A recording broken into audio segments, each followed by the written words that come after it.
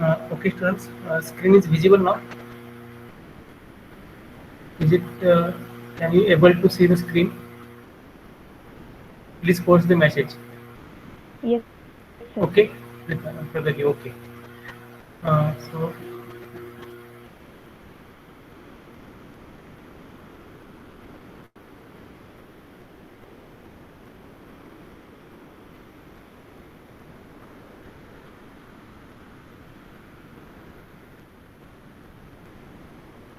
okay, students.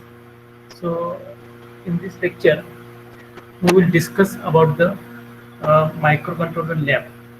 So there are total 10 experiments for your these subjects. So one by one, I will explain the code of that particular experiments. So first we start the first experiment, which is study of MCS 51 family microcontroller development tools and programming practice. So in this experiment, we will see which software you are using for performing the microcontroller practicals. Okay, so which editor is used, which compiler is used, which burning software is used. So all these things you should know when you want to perform the practicals. So as per my opinion, you are very well known about for performing the microcontroller practicals. We will use the kill software. Okay, means in the kill software you can write the code, you can compile the code, and also you can see the outputs of that particular task. Okay, so in the first practical, uh, here one most important point is the uh, here integrated development environment means actually you very well aware about the PIC microcontroller. In the PIC microcontroller there is one software which is the MPLAB software, and this MPLAB software is known as the IDE. IDE is nothing but integrated development environment. Integrated development environment means if you are using this software, then you can write the program into that software, you can save the program, you can compile the program, you can burn the program, and you can also see the output of that particular task. So all the activities are carried with the help of only one software, which is called as the integrated development environment, which is called as the IDE. So I think you are using the kill microvision IDE. You can use the kill microvision IDE.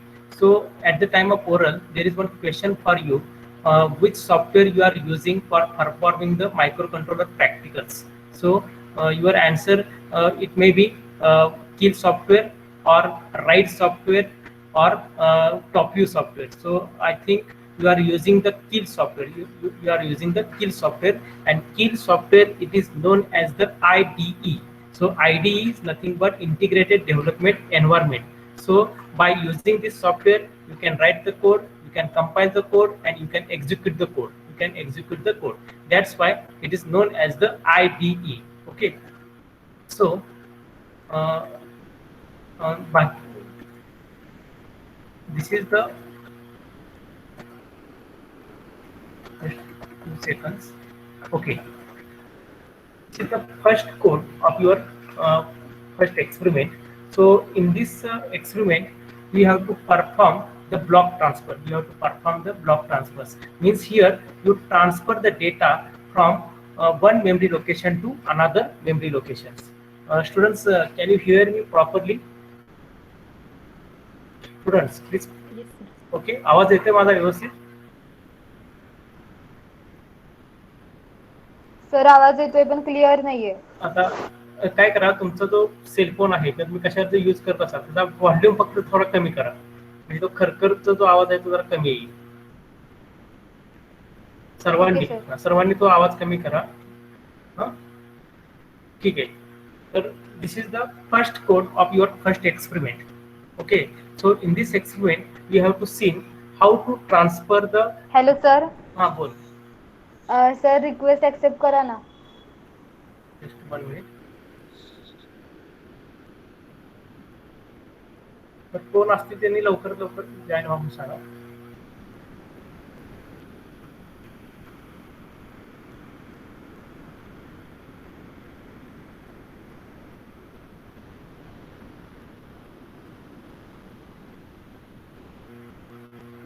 Okay.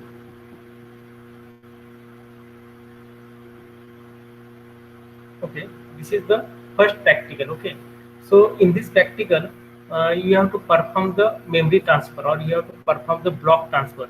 Means here you transfer the data from one memory location to another memory location, and memory it may be RAM or ROM. Okay, but before performing this practical, you should know what is the difference between move X and move C syntax. Okay, means for transferring the data, you using the syntax move.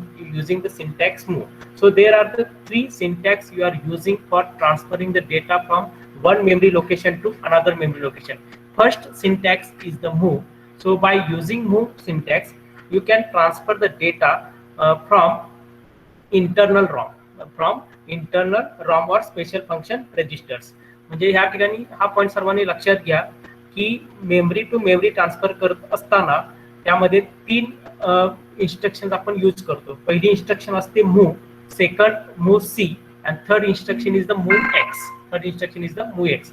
When you are using the move instruction, at that time you can transfer the data within the internal memory, means the internal RAM, or you can transfer the data between special function registers.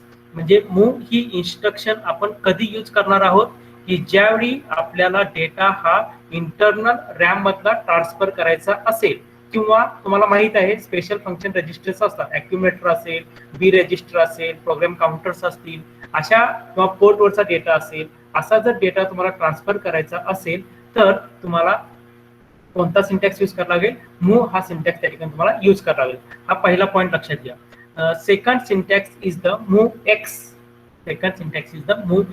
So by using this move x syntax, you can transfer the data from external RAM. So move x syntax, it is used for transferring the data from external RAM. म्हणजे तुम्हाला जर external RAM संग जर communication करायचं असेल, if you want to perform the communication between within the external RAM, at that time you use the syntax move x. Okay, and third syntax is the move c. So what is the use of move c syntax? If you want to transfer the data from ROM, whether it is the external ROM or internal ROM, म्हणजे तुम्हाला ROM मधला data मग तो internal असेल किंवा external असेल, असा जर डेटा तुम्हाला ट्रान्सफर करायचा असेल, at that time you can use the move C syntax. So these three instructions are very, very important for memory transfer. If you want to transfer the information between memories, at that time you are using these three instructions. First instruction is the move, second instruction is the move x, and third instruction is the move c. Move instruction, it is used for transferring the data from internal RAM and special function registers. Move x instruction, it is used for transferring the data from external RAM, and move c instruction, it is used for transferring the data from internal ROM as well as external ROM. All of you understand what is the difference between move x and move c. This is most important point as concerned to this remaining programs. If you want to understand properly, then you should know what is the difference between these three instructions. All of you getting?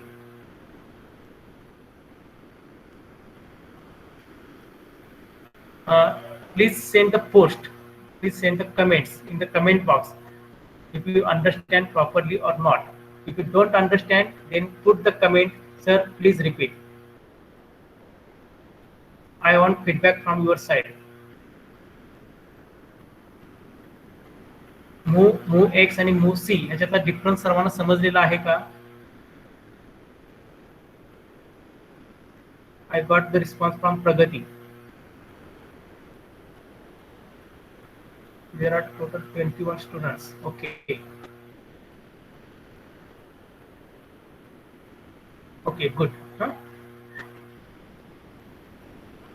Now we will move to the next point. So in this experiment, here you have to transfer the data from memory. So which memory?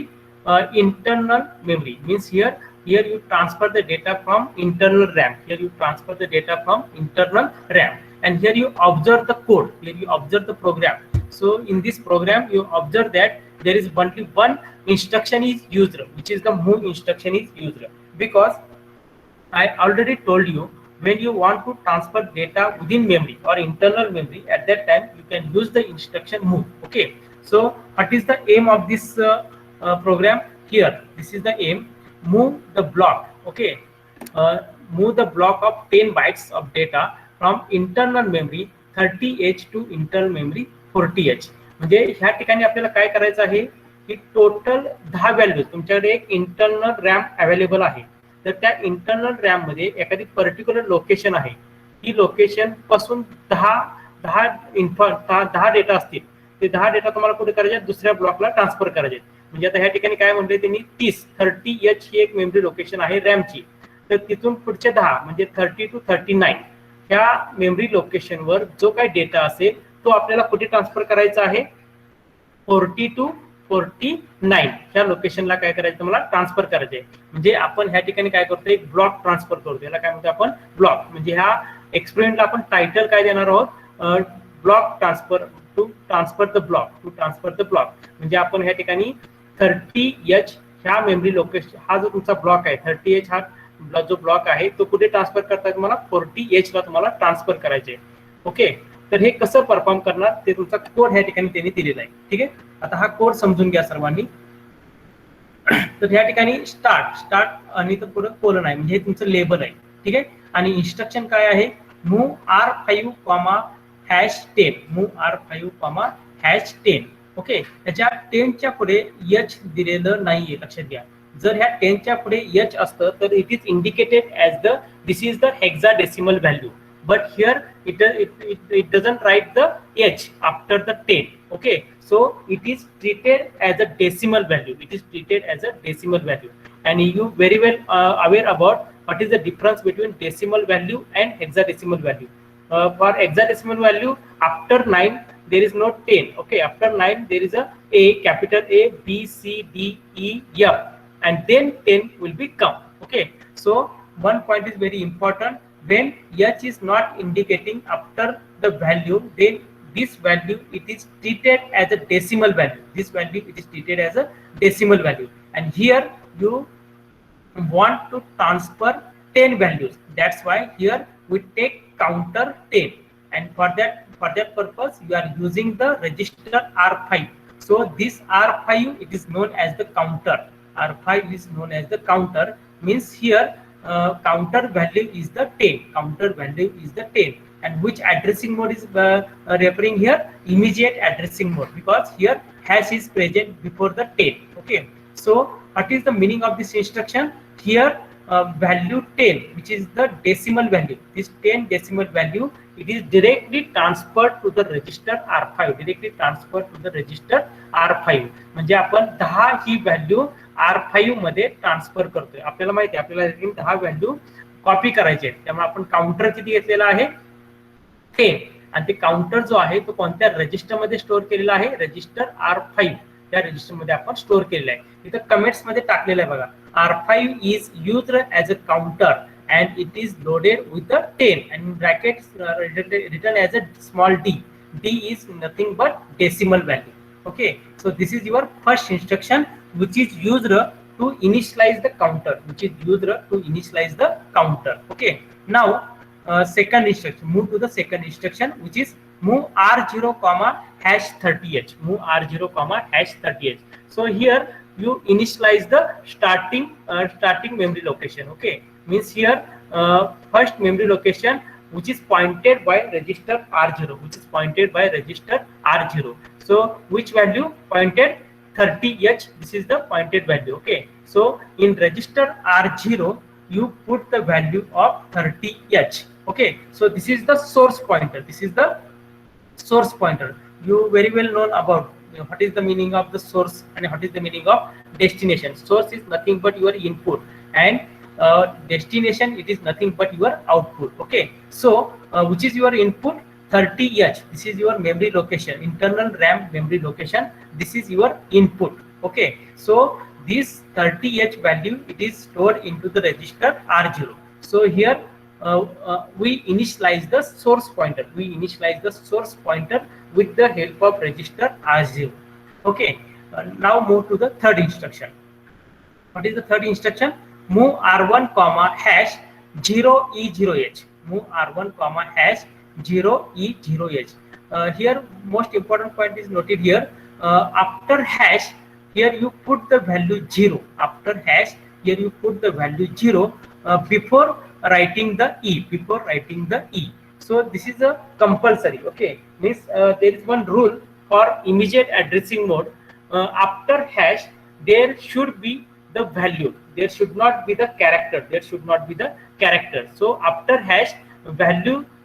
After hash, the value should be present. Value should be present. Digits should be present. There is no should be any characters. So here you put the 0, and here if you put the 0 before E, then there is no any meanings. Then there is no meaning. There is no any meaning, because this 0 is putting before the E. But if this 0 is putting after the E, then meaning will be changed. Okay. म्हणजे ह्यामध्ये लक्षात घ्या की immediate addressing मोड मध्ये आपण hash हा symbol वापरतो. Hash symbol नंतर कंपल्सरी काय असले पाहिजे, एक व्हॅल्यू असली पाहिजे, कॅरेक्टर असता कामा नाही. जर आपण हॅश ई म्हणलं असतं तर त्या ठिकाणी तुमचा कंपायलर त्या ठिकाणी एरर क्रिएट करतो. हे लक्षात घ्या. त्यामुळे आपण इथे 0 जो टाकलाय तो आपली एरर येऊ नये म्हणून तिथं 0 आपण पुट केले आहे. आता ही ई आल्याचा अर्थ काय सांगा, हे व्हॅल्यू कोणते हेक्साडेसिमल व्हॅल्यू आहेत, आणि हेक्साडेसिमल व्हॅल्यू मध्ये तुमचं कॅरेक्टर पण असतं आणि डिजिट पण असतं. ओके. तर ही झाली तुमची थर्ड इन्स्ट्रक्शन. म्हणजे ह्या पहिल्या ज्या 3 इन्स्ट्रक्शन्स आहेत त्या 3 इन्स्ट्रक्शनला आपण काय म्हणणार आहोत, इनिशियलायझेशन. आपण काय म्हणणार आहोत, इनिशियलायझेशन. म्हणजे कोणत्याही प्रोग्राम करत असताना आपण सुरुवातीला स्टार्ट म्हणतो, नंतर इनिशियलाइज करतो, नंतर आपण प्रोसेसिंग करतो, आणि नंतर आपलं काय असणार आहे, आउटपुट असणार आहे. ठीक आहे. तर आता ह्यामध्ये आपण इनिशियलाइज काय काय केलं, पहिल्यांदा एक काउंटर इनिशियलाइज केला. त्या काउंटरला नाव काय दिलं आपण, R5 असं नाव दिलेलं आहे, आणि त्या काउंटरमध्ये व्हॅल्यू कोणती ठेवली आपण, 10H ही व्हॅल्यू आपण त्या ठिकाणी ठेवलेली आहे. नंतर ज्या ब्लॉक पासून आपण डेटा ट्रान्सफर करणार आहे तो तुमचा सोर्स पॉइंटर जो असणार आहे तो इनिशियलाइज केला. तो आपण कशाने इंडिकेट केला, रजिस्टर R0 ने इंडिकेट केलेला आहे. आणि दुसरा जो तुमचा पॉइंटर आहे, सोर्स पॉइंटर, डेस्टिनेशन पॉइंटर तुमचा, म्हणजे तुम्हाला काय करायचे आहे, 30H हा जो ब्लॉक आहे तिथला डेटा 40H यावर आपल्याला पाठवायचा आहे. म्हणजे 30H हा तुमचा सोर्स पॉइंटर असणार, 40H हा तुमचा डेस्टिनेशन पॉइंटर असणार. ओके. तर ह्या ठिकाणी ऍक्च्युअली तर जरा थोडीसं रॉंग आहे, इथं आपण 0E0 म्हणलेलं आहे. So here you can write the 40H. Here you can write the 40H means what is the instruction, move R1 comma hash 40H. Move R1 comma hash 40H. So here source pointer it is initialized with register R0, and destination pointer it is initialized with register R1. Okay. So these are the initialization instructions. सर्वांना समजलेलं आहे इथपर्यंत. आपण ह्या ठिकाणी initialization करतोय. Counter initialise केला, source pointer initialise केला, आणि डेस्टिनेशन पॉइंटर आपण इनिशियलाइज केला. काउंटर हा R5 ने इनिशियलाइज केला, सोर्स पॉइंटर हा R0 ने इनिशियलाइज केलेला आहे, आणि डेस्टिनेशन पॉइंटर हा R1 ने इनिशियलाइज केलेला आहे. इथपर्यंत सर्वांच्या लक्षात आलेलं आहे का?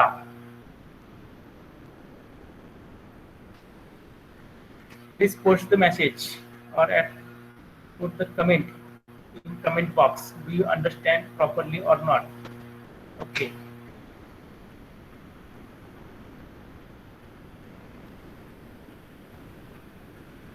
Let's move.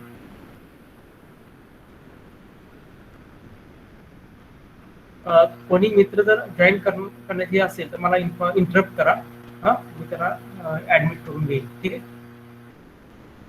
ओके. तर ह्या 3 इन्स्ट्रक्शन झाल्या. 3 इन्स्ट्रक्शन तुमच्या इनिशियलायझेशनचे आहेत. ओके. आता त्यानंतर याचा प्रोसेसिंग पार्ट चालू झाला. तर ह्या प्रोसेसिंग पार्ट मध्ये पुन्हा लेबल काय आहे, next colon.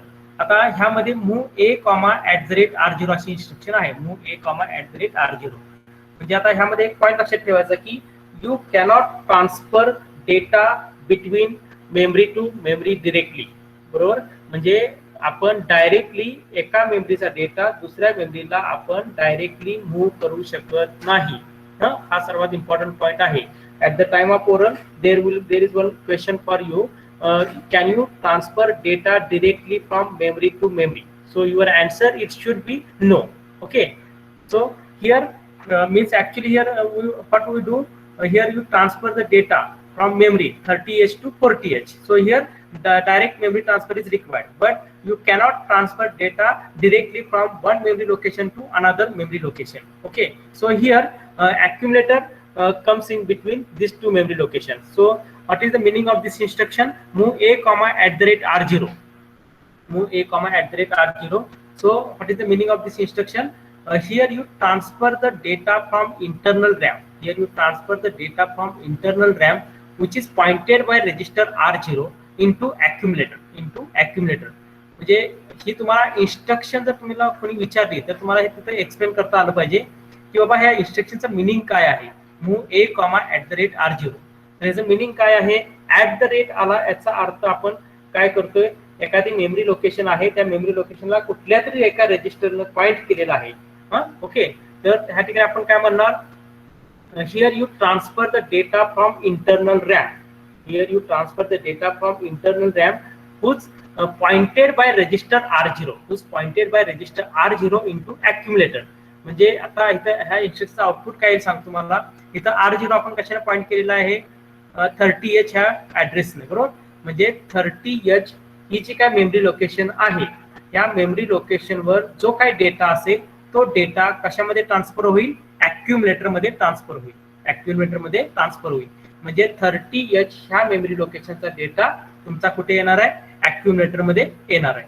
This is the meaning of this instruction. इथे कमेंट्स मध्ये काय दिले बघा, accumulator loaded with byte to be copied from the source. Okay, but you can say like this, transfer the internal RAM data, transfer the internal RAM data whose address is held by register r0 into accumulator. बरोबर. तर ह्या ठिकाणी एक point लक्षात ठेवायचा, what is the addressing mode of this instruction. या इंस्ट्रक्शनचा addressing मोड काय आहे, कोणी सांगू शकेल? ही जी इंस्ट्रक्शन आहे move A comma at the rate r0, ह्या इंस्ट्रक्शनचा ऍड्रेसिंग मोड काय आहे? Anyone can give the answer.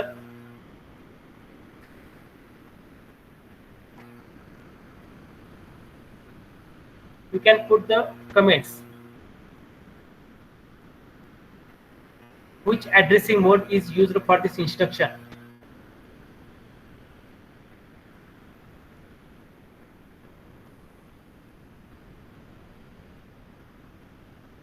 Okay, I am not getting any response from your side.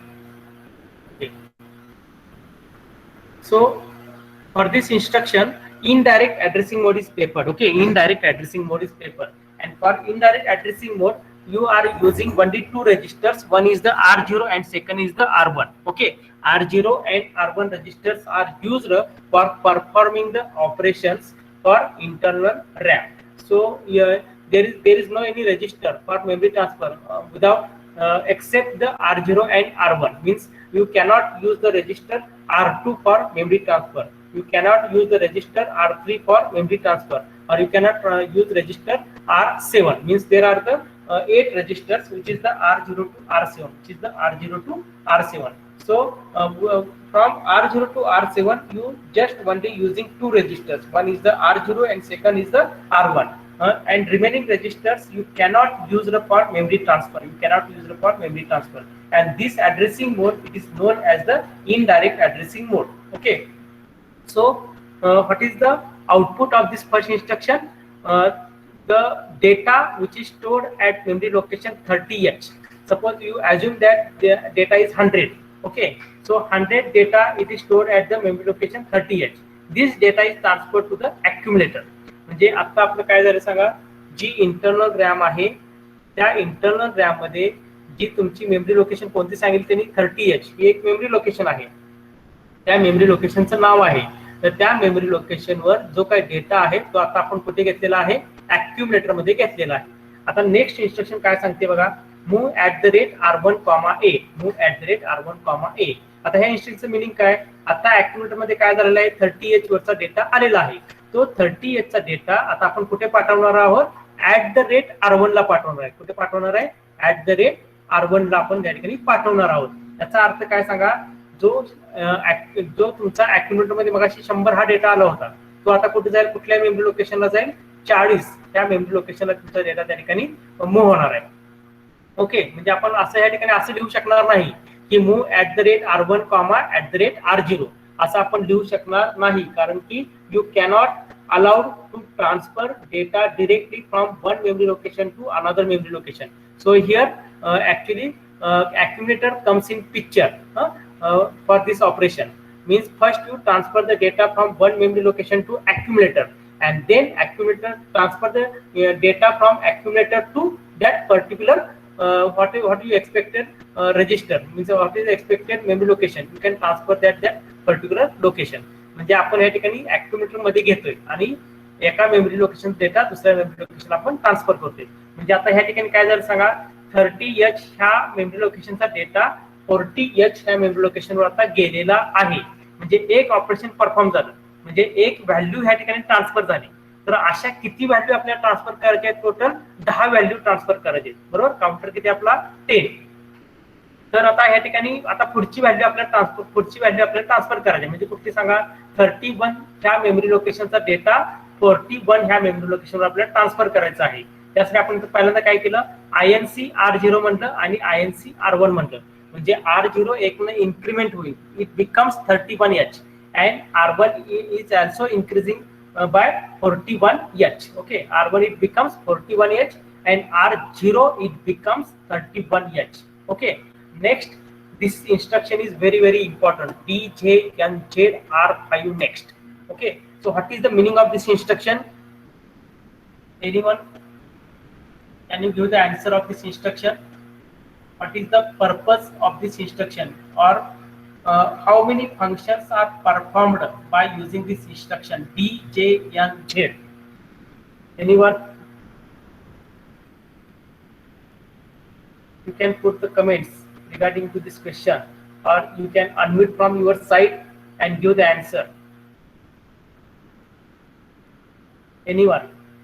What is the use of DJNZ instruction?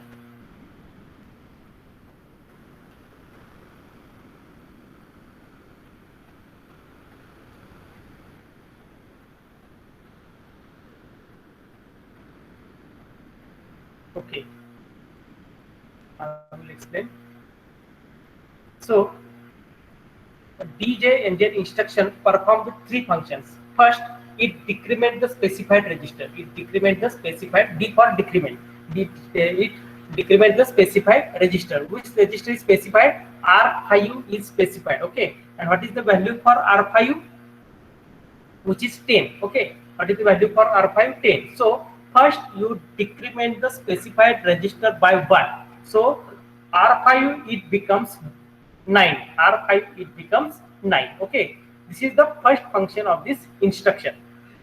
Next, what is the second function? First is the decrement the specified register. It's okay. Next function is the check whether these registers are 0 or not. Check whether these registers are 0 or not. And here you know what is the value for R5, which is 9. Okay, first value is 10, but it is decremented by 1, so it becomes 9. So still it is not equal to 0. Still it is not equal to 0. So this condition is unsatisfied. Means what is the second function? Second function is to check whether that specified registers are 0 or not. And here you know that the specified register is not 0. Okay, and if the specified register is not become a 0, then go to the jump to the specified address. Jump to the specified address. Okay, so which specified address? Next. So here next is indicated is here. Okay, so here you jump to that particular state instruction. Okay, so which instruction? Move a @R0. Means DJNZ instructions perform the three functions. First function is to decrement the specified register. Second function is to check that whether this register is 0 or not. If it is 0, then you come out from this loop, or if it is not 0, then jump to the target address. So these are the actually not three, there is actually 4 functions. Okay, पहिल्यांदा काय होईल, जो specified register आहे तो 1 न पहिल्यांदा decrement करणार, हे पहिलं फंक्शन. दुसरं काय आहे, तो रजिस्टर 0 झाला का नाही हे पाहणं, हे दुसरं फंक्शन. जर तो 0 झाला असेल तर त्या इन्स्ट्रक्शनच्या पुढची इन्स्ट्रक्शन तुम्ही एक्झिक्यूट करा. जर तो 0 नसेल झाला तर मात्र तुम्हाला पुढे एक ऍड्रेस दिलेला आहे, त्या ऍड्रेसवर तुम्ही काय करा, जम्प करा. म्हणजे पुन्हा तुम्ही त्या लुपिंग मध्येच कंटिन्यू राहणार. म्हणजे ही जी इन्स्ट्रक्शन आहे ती लुपिंगची इन्स्ट्रक्शन आहे.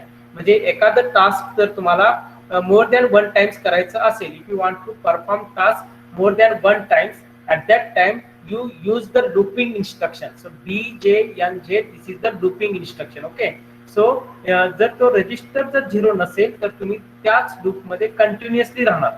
जर तो 0 झाला तर तुम्ही त्या लूप मधून बाहेर येणार. आता सध्या आपलं काय झालेलं सांगा, एकच व्हॅल्यू फक्त ट्रान्सफर झालेली आहे. आपल्याला किती व्हॅल्यू ट्रान्सफर करायचे, टोटल 10 व्हॅल्यू ट्रान्सफर करायचे. आता R5 10चा 9 झाला, तो अजून 0 आहे का, नाहीये. म्हणून आपण जम्प कुठे केलं, नेक्स्टला जम्प केलं, म्हणजे आपण इथं आलो. म्हणजे परत हीच इन्स्ट्रक्शन पुन्हा एक्झिक्यूट होणार. म्हणजे आता R0 किती आहे, 31 चा डेटा ऍक्युम्युलेटर मध्ये येणार आणि तो ऍक्युम्युलेटरचा डेटा कुठे जाणार आहे, 41 ला जाणार. बरोबर. म्हणजे आता मगाशी पहिल्यांदा 30 चा 40 ला गेला, 31 चा 41 ला जाणार. परत R0 आणि R1 इन्क्रीमेंट होणार, म्हणजे ते किती होणार, 32 आणि 42. म्हणजे हे परत ऑपरेशन परफॉर्म होणार. परत R5 डिक्रीमेंट होणार, तो होणार 8, म्हणजे तो सुद्धा अजून 0 नाही. म्हणजे परत आपण नेक्स्टला येणार.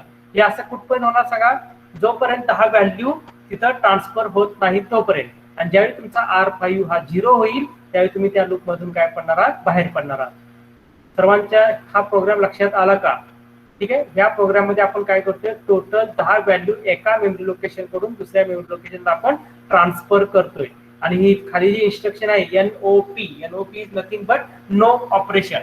म्हणजे ह्या ठिकाणी फक्त डिले जनरेट करण्यासाठी ती इन्स्ट्रक्शन्स आहे. म्हणजे तुम्हाला तुमचं आउटपुट दिसलं पाहिजे, त्यासाठी तुम्हाला डिले लागणार. So for generating a small amount of delay you are using instruction NOP. NOP stands for no operations. Students, have you got this program? Do you understand what is the logic behind this program? Please unmute from your side and say something. I want feedback from your side. Do you understand or not? Pratiksha, the comments yes sir. Okay. Rutuja Suryavanshi, do you understand this program? Rutuja, unmute yourself. Yes, sir. समजलाय ना programme हा? हो sir. Okay. Rohit Kamble आहे का?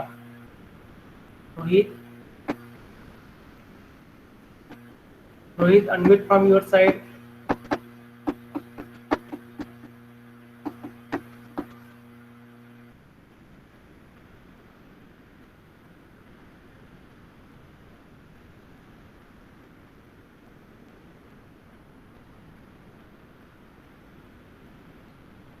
Okay. तर हा programme आता सर्वांना समजला आहे असं मी कन्सिडर करतो. ठीक आहे. आता आपण नेक्स्ट प्रोग्राम पाहू. हा जरा तुमचं पहिल्या एक्सपेरिमेंट मधला पहिला प्रोग्राम की ज्यामध्ये आपण डेटा ट्रान्सफर करतोय मेमरी मधला, एकाच मेमरी म्हणजे इंटरनल मेमरी की ज्याची लोकेशन आहे 30H आणि 40H. ओके. आता आपण दुसरा प्रोग्राम, आता हे सगळं तुम्ही ऍक्च्युअली मॅडम तुम्हाला भाग्यश्री मॅडम तुम्हाला ते प्रॅक्टिकल परफॉर्म करून दाखवतील. ठीक आहे. म्हणजे तुम्हाला किल ह्या सॉफ्टवेअरवर तो प्रोग्राम लिहायचा आहे आणि एक्झिक्यूट करून पाहायचं आहे. ठीक आहे. तर हे तुमचं एक टेबल आहे, observation table, data before execution of program. म्हणजे तुम्ही एखादा प्रोग्राम एक्झिक्यूट करण्याच्या अगोदर तुमचा डेटा काय होता आणि प्रोग्राम एक्झिक्यूट झाल्यानंतर तुमचा डेटा काय आहे हे तुम्हाला त्या टेबल्स मध्ये मेन्शन करायचं आहे. ओके. आता हा दुसरा प्रोग्राम आहे, पहिल्या एक्सपेरिमेंटचा दुसरा प्रोग्राम आहे. त्यामध्ये काय प्रोग्राम सांगतो बघा. एम काय आहे, program for moving the block of data from internal memory to external memory. आता आपल्याला काय करायचं सांगा, एक इंटरनल मेमरीचा डेटा एक्सटर्नल मेमरीला ट्रान्सफर करायचा आहे. मगाशी कसं होतं, डेटा ट्रान्सफर होता परंतु कसा होता, इंटरनल टू इंटरनल. म्हणजे तुमचा सोर्स सुद्धा इंटरनल मेमरी होती आणि डेस्टिनेशन सुद्धा काय होतं, इंटरनल मेमरी. इंटरनल मेमरी म्हणजे तुमची रॅम, रॅन्डम ऍक्सेस मेमरी.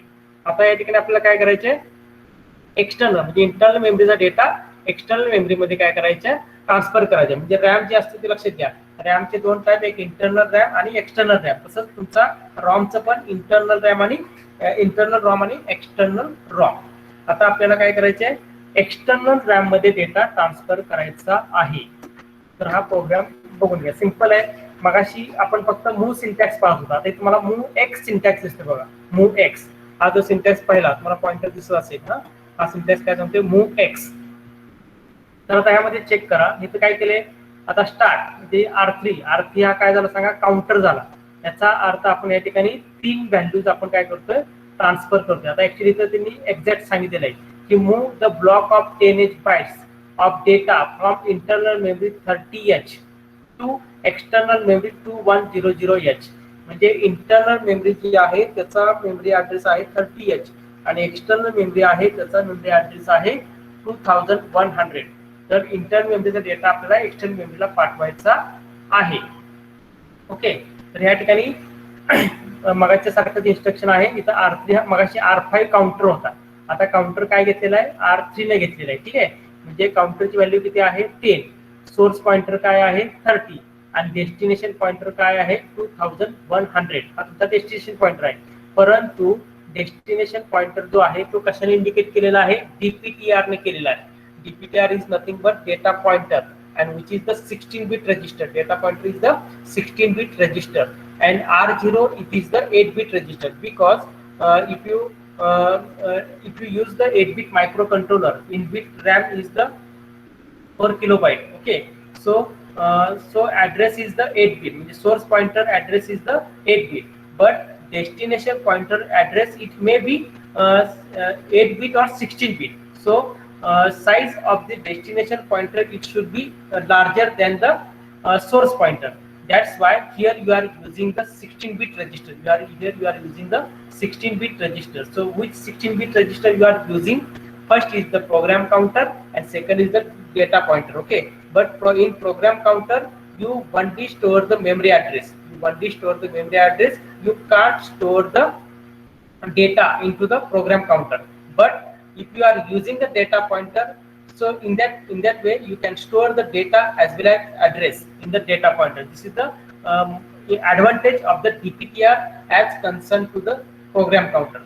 म्हणजे ह्यामध्ये हा पॉइंट लक्षात घ्या की 16-bit रजिस्टर दोन आहेत, एक आहे पीसी ला काय म्हणतो आपण, प्रोग्राम काउंटर, आणि दुसरा आहे DPTR, त्याला काय म्हणतो, डेटा पॉइंटर. परंतु प्रोग्राम काउंटर मध्ये आपण फक्त ऍड्रेस स्टोअर करू शकतो, आपण त्याच्यामध्ये डेटा स्टोअर करू शकणार नाही. परंतु डेटा पॉइंटर मध्ये आपण ऍड्रेस पण स्टोअर करू शकतो आणि डेटा पण स्टोअर करू शकतो. That's why here we prefer the DPTR instead of the PC. Okay, म्हणजे R0 हा झाला तुमचा सोर्स पॉइंटर आणि DPTR हा झाला तुमचा डेस्टिनेशन पॉइंटर. सोर्स पॉइंटर कशाने पॉइंटेड केलेला आहे, 30H, आणि DPTR कितीने इनिशियलाइज केलाय, 2100. आता सिमिलर इन्स्ट्रक्शन्स आहेत बघा. पहिल्यांदा सोर्स पॉइंटरचा डेटा अॅक्युमुलेटर मध्ये गेला आणि अॅक्युमुलेटरचा डेटा पुन्हा कुठे गेला, डेस्टिनेशन मध्ये, DPTR. फक्त इथं एक्स वाढलेला आहे आणि इथं पॉइंटर बदललेला आहे. मग अशी इथं R1 होता, तर आता आपण DPTR करतोय आणि तो मूव्हच्या ठिकाणी काय करतोय, मूव्ह एक्स करतोय, बरोबर. आणि ह्या 10 व्हॅल्यू आहेत, म्हणजे परत आपण काय करणार सांगा, R0 आणि R1 इन्क्रीमेंट करत जाणार, बरोबर. मग अशी R1 इन्क्रीमेंट होता, आता DPTR इन्क्रीमेंट होणार. आणि सेम इन्स्ट्रक्शन आहे DJNZ, म्हणजे इथं परत आणखी काय होणार आहे, हे ह्या इन्स्ट्रक्शन मध्ये सगळा खेळ आहे, लक्षात घ्या.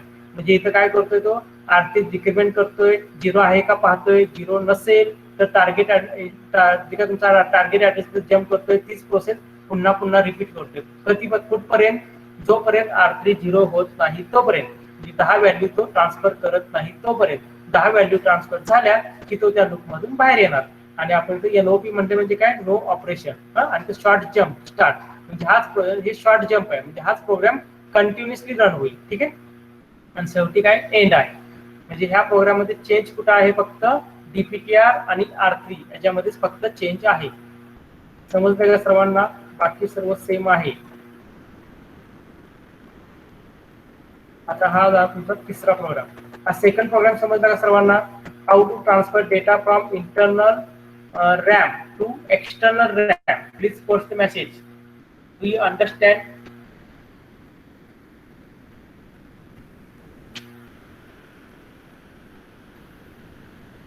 सूरज राजमाने आहे का? आदित्य गुड, आदित्यचा रिस्पॉन्स भेटलेला आहे. प्रतीक्षा, सूरजचा काय रिस्पॉन्स नाही. सूरज अनम्यूट कर स्वतःला. सूरज राजमाने,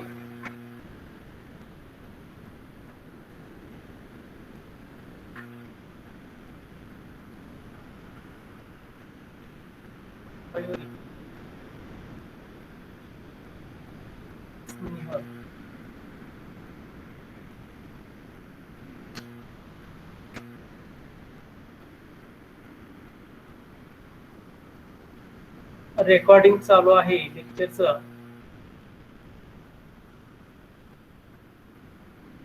सर्वांनी शक्यतो फीडबॅक द्या. लेक्चरमध्ये इन्व्हॉल्व्ह व्हा सर्वांनी. काय अडचण असेल तर मला विचारा, मध्येच मला इंटरप्ट करू, परंतु इन्व्हॉल्व्ह व्हा. सब्जेक्ट खूप म्हणजे खूप इंटरेस्टेड आहे आणि you are the electronics engineers. Okay, so this is the heart of your branch. Okay, you should know what is the use of microcontrollers. Okay, so this is the most important subject as concerned to your career, so concentrate on these subjects and go ahead. Okay, so this is the third program. In this third program, here you transfer the data from external memory to म्हणजे exactly reverse. म्हणजे मगाशी आपण काय केलेलं, internal मेमरीचा data एक्सटर्नलला पाठवला होता. आता काय करतो आपण, एक्सटर्नल मेमरीचा डेटा इंटरनल मेमरीला पाठवते. काय चेंज असेल इथं, फक्त पॉइंटर काउंटर चेंज केला होता. पहिला काउंटर R3 होता, R5 होता, मग R3 घेतला, आता R6 केला. इथं 0A म्हणले, लक्षात घ्या. इथं H हा स्व चेंज खूप इम्पॉर्टंट आहे. मगाशी आपण काय करतो, हॅश, इथं काय म्हणतो, हॅश 010 म्हणाल, H लिहित होतो का नाही, याचा अर्थ की 10 ही डेसिमल व्हॅल्यू आहे. परंतु ज्यावेळी तुम्ही H लिहाल त्यावेळी मात्र तुम्हाला इथं A लिहाल. 0A इज नथिंग बट 10 आणि इथे पुढे तुम्हाला H हे लिहिलं पाहिजे. ठीक आहे, so it is treated as a hexadecimal value. It is treated as a hexadecimal value. फक्त या ठिकाणी चेंज काय झालं लक्षात घ्या. आता मगाशी सोर्स पॉइंटर तिथं काय होता, R0 होता. आता इथं सोर्स पॉइंटर काय तुमचा DPTR. ओके, आणि इथं तुमचा डेस्टिनेशन पॉइंटर काय केलाय, R0 केलाय. बाकी सर्व गोष्टी ॲज इट इज आहेत, काही चेंज नाहीये, लक्षात घ्या. एक्झॅक्टली रिव्हर्स त्यामध्ये केलेला आहे. आता नेक्स्ट प्रोग्राम कोणता बघूया. झाले, ठीक आहे. ऍक्च्युली रॉमचा प्रोग्राम घेतलेला नाही, इट्स ओके. परंतु ह्या ठिकाणी तुम्हाला हा पॉईंट लक्ष द्यायला पाहिजे की जर तुम्हाला memory to memory data transfer करायचा असेल तर त्यासाठी 3 सिंटॅक्स आपण यूज करतो. एक आहे मूव्ह, दुसरा आहे मूव्ह एक्स आणि तिसरा आहे मूव्ह सी. मूव्ह हा सिंटॅक्स आपण कधी यूज करतो, जर तुम्हाला स्पेशल फंक्शन रजिस्टर आणि इंटरनल मेमरी ह्याच्यामध्ये जर डेटा मूव्ह करायचा असेल तर तुम्ही मूव्ह हा सिंटॅक्स वापरणार आहात. मूव्ह एक्स हा सिंटॅक्स फक्त एकदाच वापरतो जर तुम्हाला डेटा एक्सटर्नल रॅम मध्ये पाठवायचा असेल किंवा एक्सटर्नल रॅम मध्ये घ्यायचा असेल तर त्यावेळी आपण मूव्ह एक्स हा सिंटॅक्स आपण वापरणार आहोत. आणि मूव्ह सी हा सिंटॅक्स कधी वापरणार आहे, जर तुमचा तुम्ही जर रॉम वर वर्क करत असाल, random read 1D memory ROM वर, तर तुम्ही मूव्ह सी हा सिंटॅक्स त्या ठिकाणी वापरणार. तर ह्या पहिल्या एक्सपेरिमेंटचं हेच एम आहे. म्हणजे तुम्ही या ठिकाणी जर कन्क्लुजन लिहाल, जर तुम्हाला कन्क्लुजन लिहायचं असेल, एक conclusion of the first experiment, तर काय लिहाल, फॉर ट्रान्सफरिंग द डेटा. म्हणजे त्यामध्ये असं म्हणू शकता तुम्ही, from this experiment we conclude that for transferring data from internal RAM then we can use the move syntax.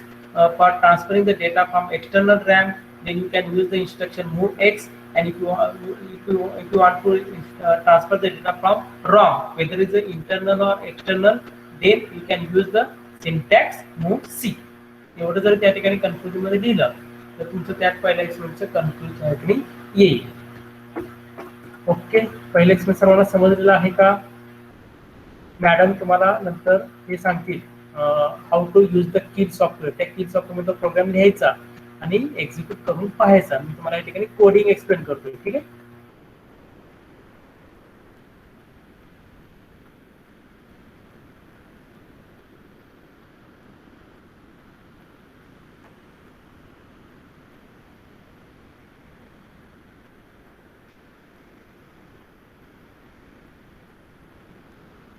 Okay. आता आपण सेकंड एक्सपेरिमेंटला मूव्ह करू. ठीक आहे, this is the second experiment of your syllabus. Okay, so what is the title of this experiment? Generating square wave on a port of 8051 using timers. Using timers. Just one minute. Okay.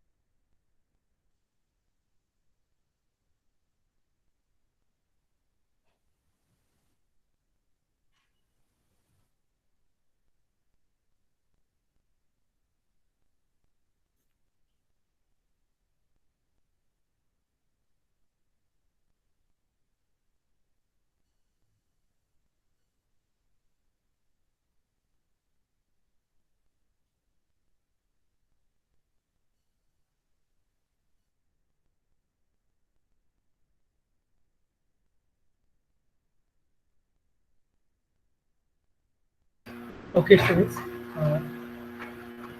Now we will move to the experiment number second. Am I audible properly? Please post the message. Am I audible properly? Okay. Kshitija. Okay, we will move now to the second experiment. So, what is the title of second experiment? Generating a square wave on ports of 8051 using timers. Means here you have to generate the square wave. Here you have to generate the square wave on ports. On ports. You very well known about the ports. Okay. Here you have to generate the square wave, and for generating the square wave, you are using the timers. You are using the timers. So, what is the purpose of timer? What is the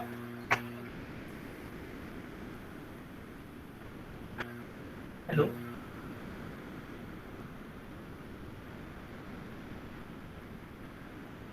Okay. Now, you should know what is the purpose of timer.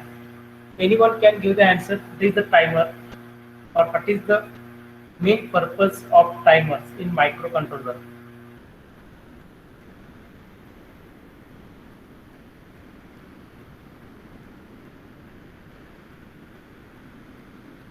बोला बोला माझ्या संगे काय बोललं पाहिजे.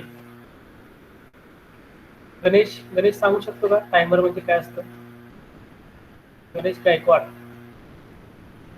Unmute हो तुझ्या साईडनं आणि बोल. Anyone unmute from your side and give the answer of this question. What is the use of timer?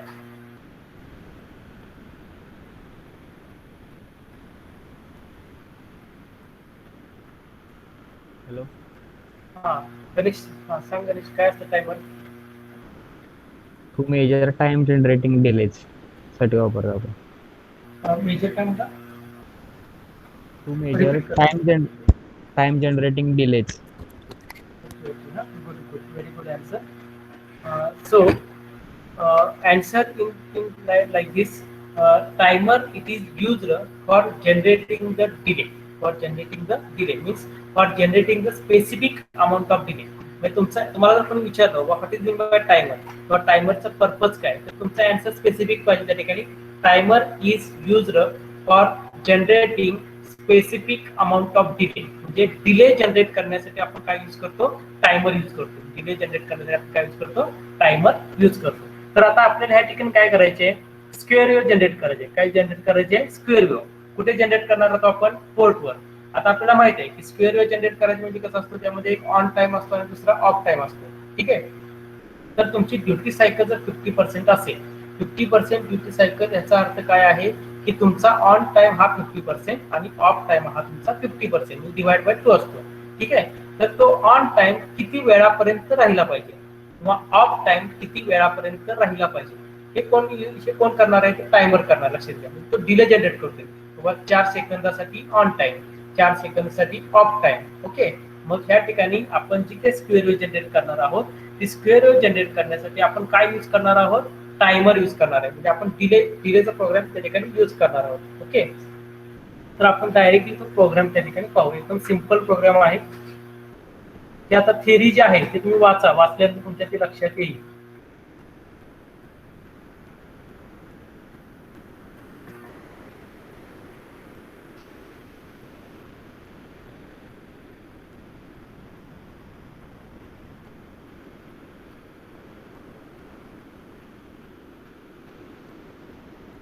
Okay,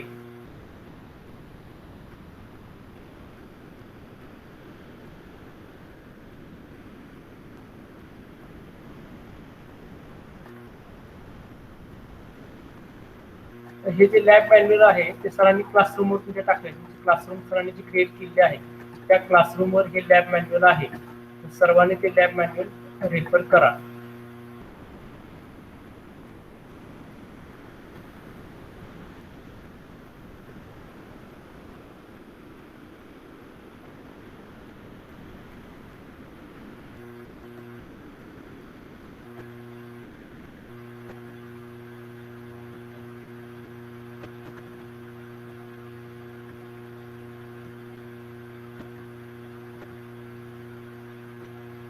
okay, ठीक आहे. आपण हा प्रोग्राम बघू. त्या प्रोग्राम टायटल काय, write a small program to make LED connected on 4 pins link.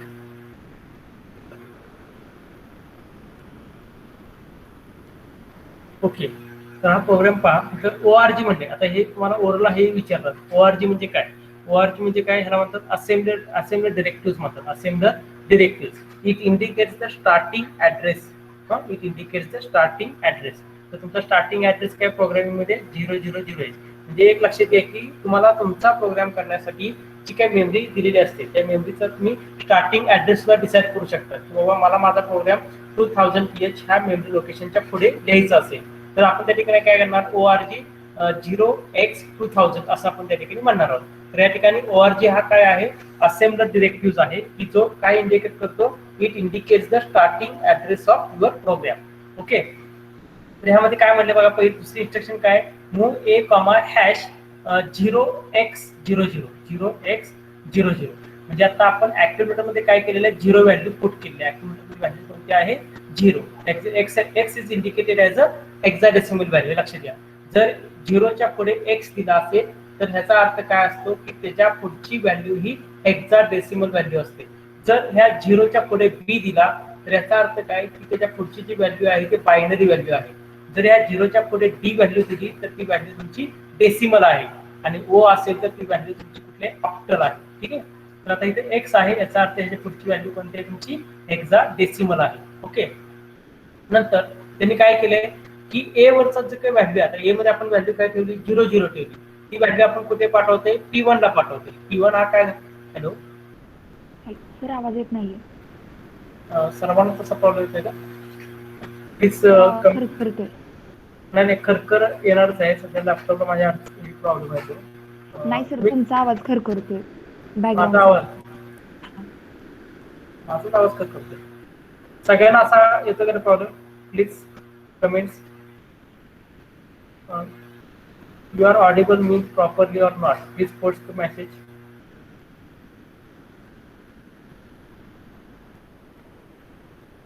Ganesh आवाज येतो का, गणेश गायकवाड, मयुरी निकम. हा येतोय सर व्यवस्थित. आता आपलं कोण बोलतो, आवाज येत नसेल कोण गेलं, प्रगती का, हा प्रगती तू रेंज मध्ये वाटत, रेंज मध्ये नसते,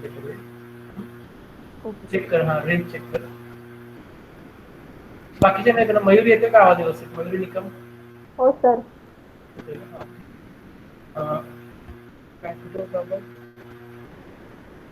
ओके, पहिली इन्स्ट्रक्शनच्या लक्षात आली. ORG म्हणजे काय, तो असेंबलर डिरेक्टिव्ह आहे. तो काय इंडिकेट करतोय, starting address of the program. नंतर इन्स्ट्रक्शन काय, move A comma hash 0x00 x is indicated as a hexadecimal value आणि accumulator मध्ये आपण 0 व्हॅल्यू घेतोय. ती 0 व्हॅल्यू आपण स्पेशल फंक्शन रजिस्टर मध्ये ट्रान्सफर करतो. स्पेशल फंक्शन रजिस्टर मध्ये ट्रान्सफर करतो. पागवान मी तुला एक 10-15 मिनिटं फोन करतो.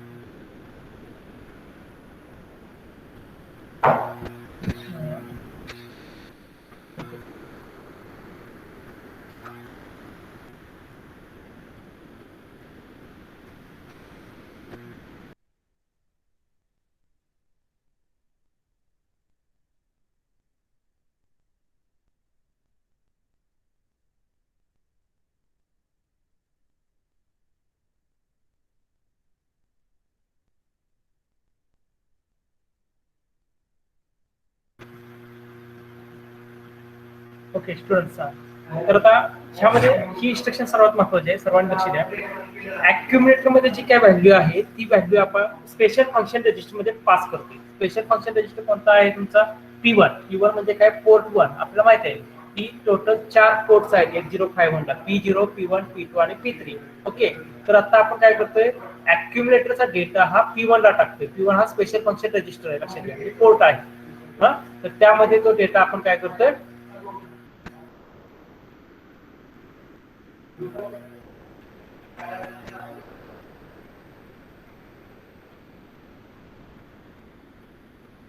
ओके, तर तो डेटा आपण स्पेशल फंक्शन रजिस्टर मध्ये पाठवतो. त्यासाठी सिंटॅक्स कोणता वापरला आपण?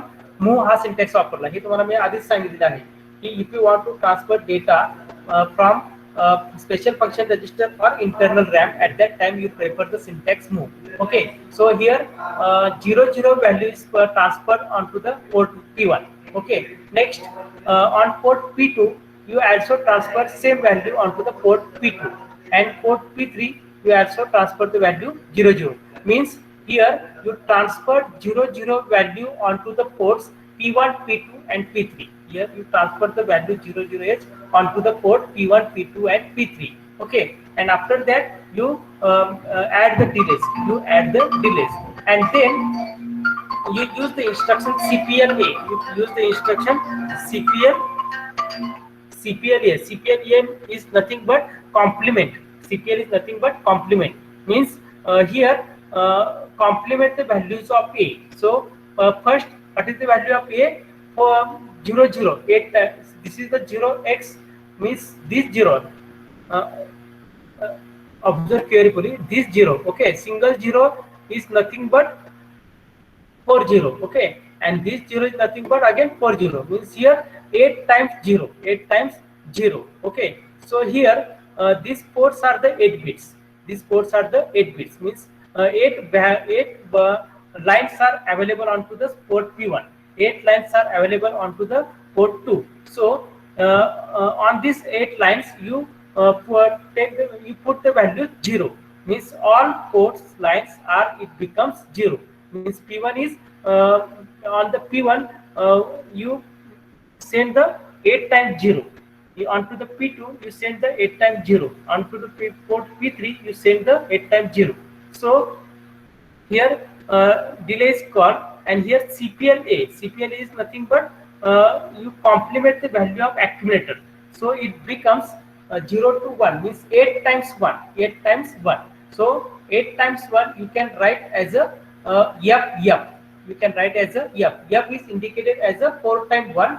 One F is indicated as a 4 times F, and second F it is indicated as 4 times F. Means if you write F is nothing but 8 times 1. Okay, means on the port is the 8 bit port. Okay, so all bits it becomes 1. All bits it becomes 1 after executing the instruction CPLA. Okay, and then here a short jump repeat, means same process is carried. Means again you first you transfer the 0 onto the port P1, and after this instruction you transfer 1 onto this port. Okay, म्हणजे ह्या ठिकाणी लक्षात घ्या, आपण पहिल्यांदा port वर 0 टाकतोय, म्हणजे पोर्ट 1 वर 0 टाकतोय, पोर्ट 2 वर 0 टाकतोय, पोर्ट 3 वर 0 टाकतोय, बरोबर.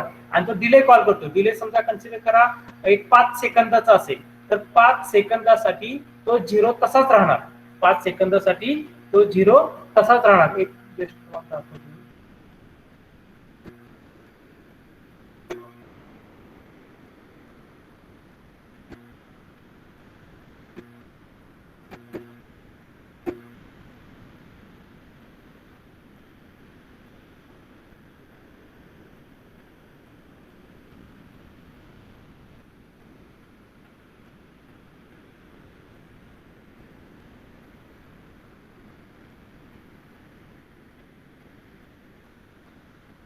पेन घेतो, पेन असतो कोणता आपण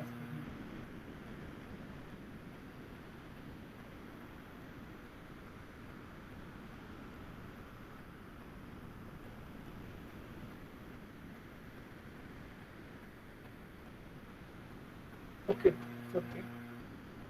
तर या ठिकाणी त्या पोर्ट 1 वर, पोर्ट 2 वर, पोर्ट 3 वर पर्यंत 0 ही व्हॅल्यू जाणार आहे. ती तुमची हॉरिझॉन्टल लाईन तशीच येईल 5 सेकंदासाठी. आणि 5 सेकंदानंतर आपण परत काय करतोय, कॉम्प्लिमेंट ए करतोय. याचा अर्थ त्याची व्हॅल्यू 1 झाली, म्हणजे आफ्टर 5 सेकंद हॉरिझॉन्टल लाईन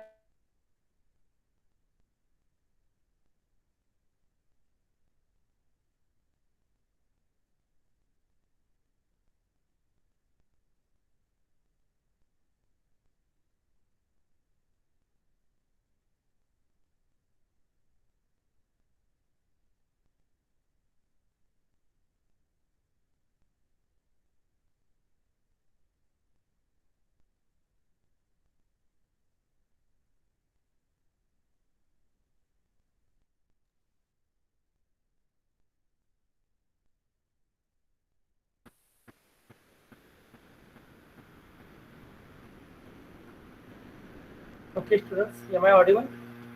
आता लाईट गेलेली होती, आवाज येतोय का सर्वांना? Please post the message. Am I audible properly?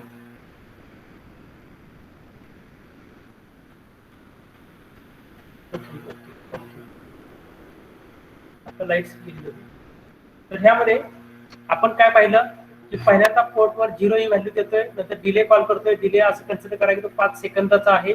नंतर आपण त्या एची व्हॅल्यू कॉम्प्लिमेंट करतोय, म्हणजे ती 0 ची 1 झाली आणि ती 1 व्हॅल्यू शॉर्ट जम्प करून काय करतोय, पुन्हा तीच व्हॅल्यू आपण त्या पोर्टवर टाकतोय. म्हणजे पुन्हा 5 सेकंदसाठी त्या पोर्टवर 1 व्हॅल्यू असेल. म्हणजे पहिल्या 5 सेकंदसाठी त्या पोर्टवर 0 व्हॅल्यू होती, आफ्टर 5 सेकंद त्याच्यावर काय झाली, 1 व्हॅल्यू झाली. तर अशा पद्धतीने त्या ठिकाणी काय होणार आहे का, स्क्वेअर वेव्ह त्या ठिकाणी पोर्टवर काय होणार आहे, जनरेट होणार. त्या पोर्टवर काय होणार आहे, स्क्वेअर वेव्ह जनरेट होणार आहे. हा इथे डिलेचा प्रोग्राम आहे. त्या R2 ची व्हॅल्यू तुमची काय घेतली, 0xff, म्हणजे R2 मध्ये एफ व्हॅल्यू ठेवलेली आहे. R2 मध्ये एफ व्हॅल्यू ठेवलेली आहे. R3 मध्ये सुद्धा काय केले त्यांनी, एफ व्हॅल्यू ठेवलेली आहे. आणि R3 पहिल्यांदा जोपर्यंत 0 होत नाही तोपर्यंत काय होते, DL ला तुम्ही मूव्ह करा. म्हणजे R3 जोपर्यंत 0 होत नाही तुम्ही त्या तोपर्यंत ह्याच इन्स्ट्रक्शन मध्ये तुम्ही रिपीट राहणार आहे. नंतर R2 जोपर्यंत 0 होत नाही तोपर्यंत तुम्ही इथं परत ह्या लूपला तुम्ही पुन्हा जम्प करणार आहात. म्हणजे हा प्रोग्राम रन करण्यासाठी काहीतरी एक वेळ लागणार आहे. हा, तो वेळ किती लागतो, तो तुमचा काय असणार आहे, डिले असणार आहे. तर त्याला वेळ 1 मिनिट सुद्धा लागू शकतो, 2 मिनिट सुद्धा लागू शकतात. ओके. तर या ठिकाणी हा जो प्रोग्राम आहे तो तुमचा कसा आहे, आपण या ठिकाणी काय करतोय, स्क्वेअर वेव्ह आपण काय करतोय, त्या पोर्टवर आपण काय करतोय, स्क्वेअर वेव्ह जनरेट करतोय, स्क्वेअर वेव्ह जनरेट करतोय. ओके. हा प्रोग्राम तुम्हाला समजलाय का सर्वांना? How to generate square wave on to the ports using timer. Actually या ठिकाणी आपण टायमर यूज, या प्रोग्राम मध्ये टायमर यूज केलेला नाहीये. फक्त सिंपल प्रोग्राम यूज केलेला आहे for generating the delay, for generating delay. Okay, हा सुद्धा प्रोग्राम तसाच आहे, लक्षात घ्या. एक मिनिट, मला त्या ठिकाणी तुमचा फीडबॅक द्या की तुम्हाला डिलेचा प्रोग्राम, do you understand how to generate square wave on a port.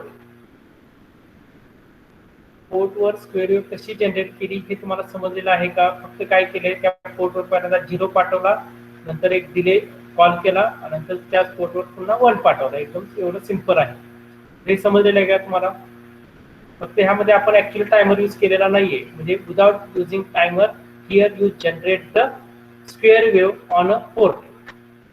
Do you understand? आत्ताचा प्रोग्राम समजलाय का सर्वांना? Please post the message.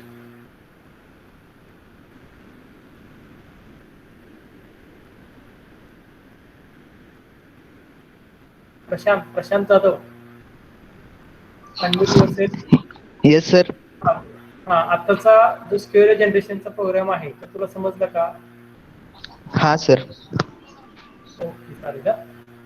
Next बघू आता. आता हा प्रोग्राम बघा, मगाच्या प्रोग्राम आणि हा प्रोग्राम मध्ये फरक आहे. आता ह्या प्रोग्रामचा एम काय बघा, write a small program to make running LEDs connected on a port pin. Okay, म्हणजे तुम्ही आता बऱ्याचशा हे असतात ट्रक, आपले हायवेला जे ट्रक असतात, टेम्पो असतात, तर त्यामध्ये तुम्ही रनिंग लाईट पाहिजे असतं, एलईडीची रनिंग लाईट असते. तर ती रनिंग लाईट साठी तो प्रोग्राम आहे. म्हणजे ते लाईट कशी त्या रनिंग मध्ये कशी जाते त्यासाठी हा प्रोग्राम आहे. आता मगाशी सांगितल्याप्रमाणे ORG म्हणजे काय, हा तुमचा असेंबलर डिरेक्टिव्ह आहे. हा काय इंडिकेट करतो, starting address of the program. तुमचा प्रोग्राम कुठल्या मेमरी लोकेशन पासून स्टार्ट होतोय, 4x0H. ओके, सेकंड इन्स्ट्रक्शन काय बघा, मूव्ह ए कॉमा. आता इथं #0B दिलेला आहे. बी it is indicated as the next value is in the binary form. Next value is in the binary form. Okay, म्हणजे पुढची व्हॅल्यू बायनरी आहे, म्हणजे पुढचे 8 बिट्स आहेत ते बायनरी आहेत. म्हणजे एकदा 0 आहे, मग 1 आहे, मग 0 आहे, मग 1 आहे. ठीक आहे. आता ह्यामध्ये काय केले बघा, त्या पोर्टवर ती व्हॅल्यू पाठवलेली आहे. म्हणजे पोर्ट P1 वर ती व्हॅल्यू त्यांनी पाठवली. पोर्ट P1 हे कसं आहे, 8 पिन्स आहे, बरोबर. 8 पिन्स अवेलेबल असतात. तर त्या पिनवर व्हॅल्यू कोणत्या पाठवल्या, 01 01 01. समजा आता पोर्ट 1 तर 8 पिन्स आहेत, त्याची पहिल्या पिनवर 0 पाठवलं, दुसऱ्या पिनवर 1 पाठवलं, तिसऱ्या पिनवर परत 0, परत 1, परत 0, परत 1, असे त्या पोर्ट P1 वर 8 व्हॅल्यूज पाठवल्या. सिमिलरली P2 ला पण पाठवलं, सिमिलरली P3 ला पण पाठवलेले. नंतर डिले कॉल केला, समजा 1 सेकंदाचा डिले केला. ठीक आहे. आणि डिले केल्यानंतर काय केलं, CPL-A म्हणजे मगाशी ज्या पिनवर 0 पाठवलं त्या पिनवर आता आपण 1 पाठवणार, आणि ज्या पिनवर 1 पाठवलं त्या पिनवर आता आपण 0 पाठवणार. ओके, म्हणजे त्या ठिकाणी काय झालं सांगा, रनिंग लाईट. म्हणजे रनिंग लाईट आपण बघितली बाबा, त्या एलईडीज कशा असतात, एकदा ऑन एकदा ऑफ, एकदा ऑन एकदा ऑफ. अशा पद्धतीने त्या एलईडी त्या ठिकाणी हे होते. म्हणजे ह्या प्रोग्रामचा हा सुद्धा प्रोग्राम जो आहे तो सिंपल, हा जो प्रोग्राम आहे डिलेचा प्रोग्राम यूज करून काय केलेलं आपण, त्या ठिकाणी रनिंग लाईट जनरेट केलेली आहे. रनिंग लाईट जनरेट केली सुद्धा आपण अजून टायमर यूज केलेला नाहीये, लक्षात घ्या. म्हणजे ऍक्च्युली जर तुम्हाला स्पेसिफिक अमाऊंटचा डिले हवा असेल, मला परफेक्ट 5 सेकंदाचाच डिले पाहिजे किंवा मला परफेक्ट 3 सेकंदाचाच डिले पाहिजे, अशा वेळी मात्र तुम्हाला टायमरचा यूज करावा लागतो. पर्टिक्युलर रॅन्डमली कुठला डिले हवा असेल तर तुम्ही असे इन्स्ट्रक्शन लिहून सुद्धा डिले जनरेट करू शकता. ठीक आहे. तर हा झाला तुमचा रनिंग लाईट. रनिंग लाईटचं काय लक्षात ठेवायचं, ऍक्युम्युलेटर मध्ये तुमची बायनरी व्हॅल्यू काय घेतली, 01 101 असं 01 01 असे घेतलेले आहे. ठीक आहे. त्याच्यानंतरचा प्रोग्राम बघू. ठीक आहे. या ठिकाणी आपले 2 प्रॅक्टिकल्स या ठिकाणी आपले कम्प्लीट झालेले आहेत. ठीक आहे.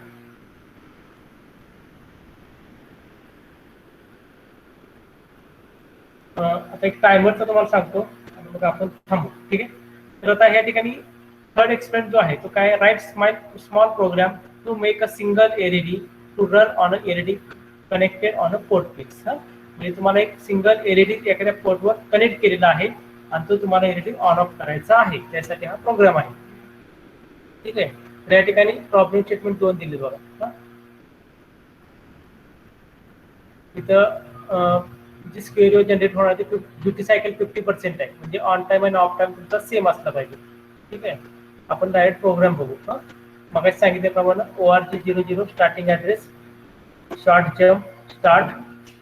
आता आपण इथे येणार ORG 0020 starting address, clear P3.4 म्हणजे पोर्ट 3.4 वर एक एलईडी कनेक्ट केलेला आहे. लक्षात घ्या, पोर्ट 3.4 वर एक एलईडी कनेक्ट केलेला आहे.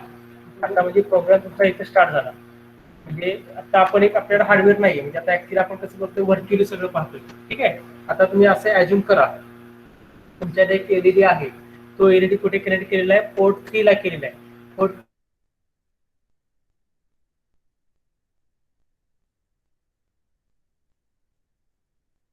केलेला आहे.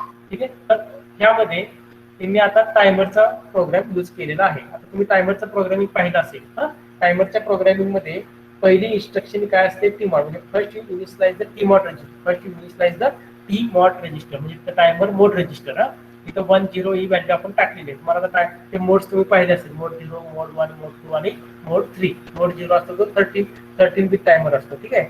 दुसरा असतो तो 16 बिट टायमर आहे. त्याप्रमाणे ते तुम्ही चेक करून घ्या. म्हणजे काय त्याच्यामध्ये व्हॅल्यू काय घेतली, 10. म्हणजे टायमर तुमचा 1 सिलेक्ट झाला. लक्षात घ्या, 10 असताना टायमर 1 म्हणजे ऍक्च्युली 2 टायमर्स असतात, टायमर 1 आणि टायमर 2. जर टीमॉड मध्ये 10 व्हॅल्यू घेतली त्याचे इंडिकेशन काय आहे ते तुम्ही बघून घ्या. म्हणजे टायमर जर 10 व्हॅल्यू आहे याचा अर्थ काय असणार सांगा, टीमॉड हा तुमचा 8 बिट रजिस्टर आहे. 1 हा कसा लिहिणार आपण 0 0 0 1 आणि पुढचा 0 कसा लिहिणार 4 टाइम 0 लिहिणार कशाला.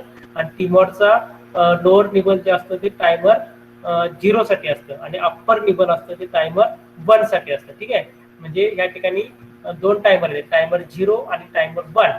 आता इथून 1 कुठे आलेला आहे अप्पर निबलला आलेला आहे, त्यामुळे टायमर 1 सिलेक्ट झाला. ठीक आहे.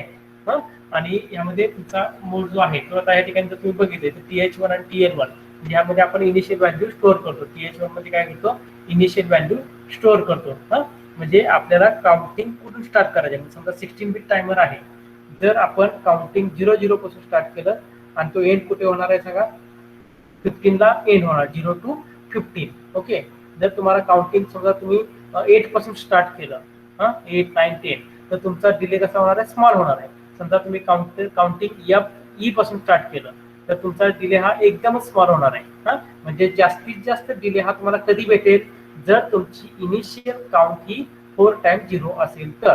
म्हणजे तुमचं काउंटिंग 0 पासून असेल तर तुम्हाला डिले जास्त भेटेल, परंतु ते अदर दॅन 0 असेल तर तुमचं काउंटिंग कसं असणार आहे कमी असणार आहे. म्हणजे हा जो प्रोग्राम आहे तो डिले जनरेशनचा प्रोग्राम आहे. हा जो प्रोग्राम आहे तो डिले जनरेशनचा प्रोग्राम आहे. म्हणजे इथे पहिल्यांदा टाइम इथं टीमॉड मध्ये 10 ठेवलं, याचा अर्थ टायमर 1 सिलेक्ट झाला. त्या दोन इन्स्ट्रक्शन ज्या आहेत त्या इनिशियल व्हॅल्यू म्हणजे काउंटिंग तुम्ही कुठून स्टार्ट करणार आहात तिथून. मग इथं तुमचा थर्ड काय टायमर स्टार्ट झाला. टायमर स्टार्ट झाल्यानंतर TF1 ही इन्स्ट्रक्शन सगळ्यात महत्वाची आहे. म्हणजे टायमर फ्लॅग TF1 म्हणजे काय टायमर 1 चा जो फ्लॅग रजिस्टर आहे तो ऑन आहे का तो चेक करायचा. तो ऑन कधी होतो की ज्यावेळी तुमची रोल्स ओव्हर कंडिशन येते. म्हणजे कन्सिडर करायचं तुमचा 13 बिट टायमर आहे तर तो काय करेल 0 to 12 व्हॅल्यूज फक्त काउंट करेल. 0 to 12 व्हॅल्यू काउंट केल्या की ऑटोमॅटिक तो पुन्हा काय काउंट करणार आहे 0 करणार आहे. किंवा 16 बिट टायमर असेल तर तो 0 पासून काउंट करेल आणि 15 पर्यंत 0 to 15 काउंट करेल आणि पुन्हा तो 0 पासून काउंट करेल. म्हणजे रोल्स ओव्हर कंडिशन आली, ज्यावेळी रोल्स ओव्हर कंडिशन येईल त्यावेळी टायमर फ्लॅग काय होणार आहे ऑटोमॅटिकली सेट होतो. त्यावेळी टायमर फ्लॅग ऑटोमॅटिकली सेट होतो. मग त्यासाठी तुमचा टायमर फ्लॅग आहे. मग ह्या प्रोग्राममध्ये तुम्हाला स्पेसिफिक अमाऊंटचा डिले त्या ठिकाणी काय होणार आहे जनरेट होणार आहे. तर ह्या ठिकाणी हे बाकी तुमचं सेम आहे. CPL मागे पहिल्यांदा CPL काय केलं क्लिअर P3.4 0 केलाय आणि इथं CPL म्हणजे मग असे 0 होता, आता कॉम्प्लिमेंट केला तर तो काय होणार आहे 1 होणार आहे. कशाला म्हणजे पहिल्यांदा इथं CPL 0 तो कुठपण 0 राहणार. हा जो डिलेचा प्रोग्राम आहे तिथपर्यंत 0 राहणार आणि नंतर CPL 3.4 1 होणार आणि परत तो तेवढाच टायमिंगसाठी 1 राहणार. म्हणजे या ठिकाणी काय होईल सांगा तुमची स्क्वेअर वेव्ह जनरेट होईल. त्या ठिकाणी काय जनरेट होईल स्क्वेअर वेव्ह तुमची त्या ठिकाणी जनरेट होईल. समजलं सर्वांना. हा झाला तुमचा युझिंग टायमर. आपण काय केलाय युझिंग टायमर स्क्वेअर वेव्ह तुमच्या त्या पोर्टवर काय केलेले जनरेट केलेली आहे. हा हे तेच आहे टायमर यूज करूनच त्यांनी त्या ठिकाणी केलेला आहे. प्रोग्राम वेगळा आहे. तर या ठिकाणी तुमचे 3 एक्सपेरिमेंट या ठिकाणी तुमचे परफॉर्म होत आहेत. तर सर्वांनी काय करायचं हे जे काय तुमचं हे आहे एक्सपेरिमेंट 2 त्यांनी ते कंबाईन केलेली सर टोटल एक्सपेरिमेंट 2 केली ठेवली त्याला. म्हणजे आजच्या लेक्चरमध्ये आपण काय पाहिलं सुरुवातीला आपण ब्लॉक ट्रान्सफर म्हणजे how to transfer data from memory to memory आणि दुसरा एक्सपेरिमेंट कोणता बघितला how to generate square wave on अ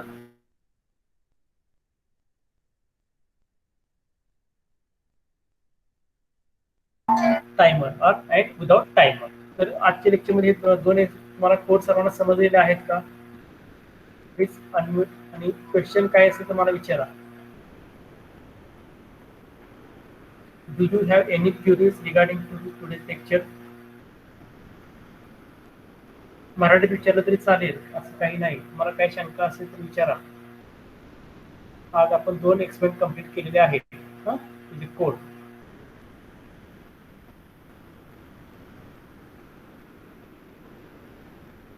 तर अजून एक तुम्हाला सांगतो सर्वांनी काय करा आवाज येतो घरी. आपलं एक पॉईंट तुम्हाला महत्त्वाचं सांगणार आहे. आवाज येतो ना सर्वांना प्लीज पोस्ट मेसेज. ओके आता मी काय करतो लक्ष स्क्रीन दिसते सर्वांना. ओके गुगल इथे काय करणार तुम्ही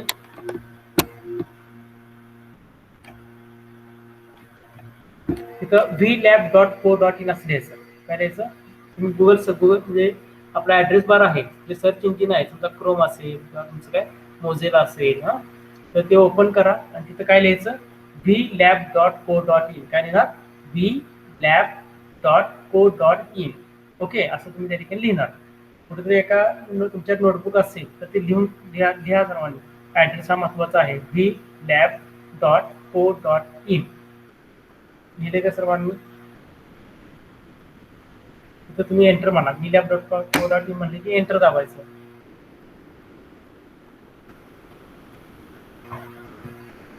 ठीक आहे. हे एंटर दाबल्यानंतर ही स्क्रीन म्हणजे ministry of education virtual labs तुम्हाला प्रोव्हाइड केलेले आहेत. लक्षात घ्या. म्हणजे या ठिकाणी तुम्ही तुमचे प्रॅक्टिकल परफॉर्म करू शकता. इथून vlab.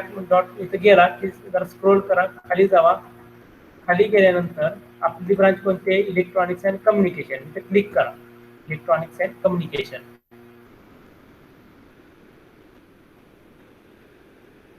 इथे क्लिक केल्यानंतर आपल्या ज्या IITs आहेत IIT बॉम्बे IIT दुसऱ्या कुठल्या खरगपूर असेल IIT रुड़की असेल दिल्ली असेल तर ह्यांच्या काही लॅब्स आहेत. ओके ह्यांच्या काही लॅब्स आहेत. त्या लॅब्स तुम्ही या ठिकाणी ओपन करू शकता. आता ह्या ठिकाणी लॅब जे आहेत ते कुठल्या सांगा डिजिटल लॉजिकचे आहेत, ट्रेनिंग आहेत. आपण मायक्रो कंट्रोलची लॅब आहे का बघूया. डिजिटल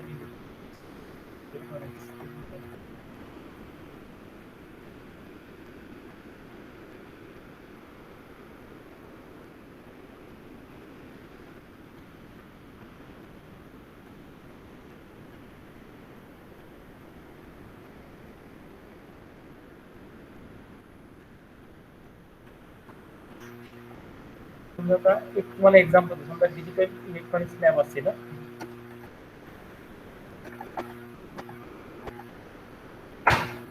ठीक आहे.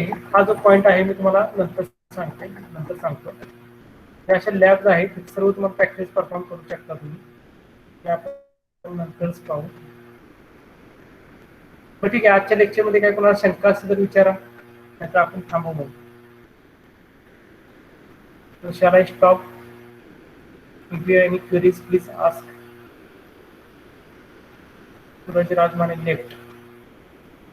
Anyone? Do you understand today's lecture properly? At least send the post.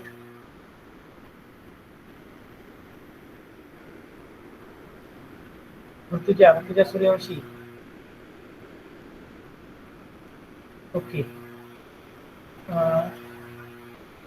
Okay. Here I am taking the attendance. Just wait few seconds. I am taking attendance.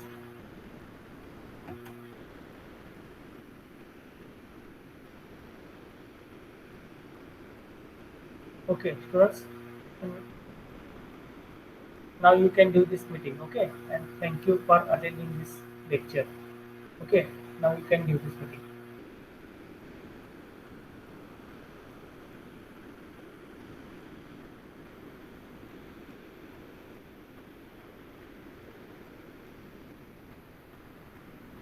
Here we stop this lecture today. Okay, so now you can do this meeting, all of you.